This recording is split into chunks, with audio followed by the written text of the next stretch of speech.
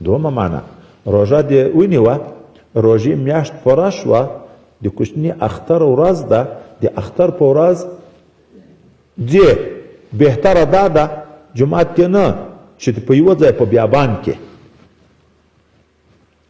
په هر جومات کې نه، بهتره دا ده چې ډېر مسلمانان په یوه ځای د اختر لمونځ وکړي.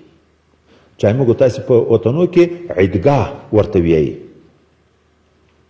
راټول شي په یوه جومات کې 100 نفره ځایږي، په بل کې 200 ځایږي، په بل کې 1500 ځایږي، سوا په یو کې بیا چا 1500 ځایږي.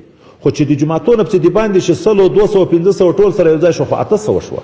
چې څومره سړي زیاتېږي دومره ثواب زیاتېږي. اوس نو هلته چې ځې دغه لمونځ په بل وخت کې و واجب پر انسان باندې، خو د روژې په شکرانه کې 2 رکعته لمونځ در باندې واجب شو. خو دغه لمونځ د نور لمونځو سره دا فرق هم لري چې په دغه کې 6 تکبیرونه زواید هم دي.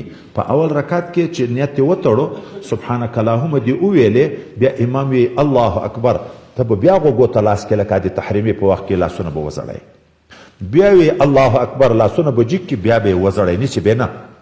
درېواري بیا وی الله اکبر لاسونه به جګ کې، بیا به یې بېرته وینیسې په نامه.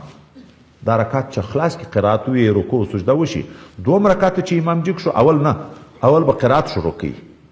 چې قرات خلاص شو رکوع ته چې ځي، دلته الله اکبر لاسونه به جګ کې، بیرته به بیا کوز کې، بیا لاسونه جګ بیرته کوز، بیا لاسونه جګ بیرته کوز، بیا 4م تکبیر چې رکوع ته ولاړ شي. ولتکبروا الله علی ما هداکم ولعلکم تشکرون. او د دې دپاره خدای پاک دا حکمونه در باندې لازم کړي چې د الله د نعمتو شکر ادا کړي. اوس دلته بیرته راځو.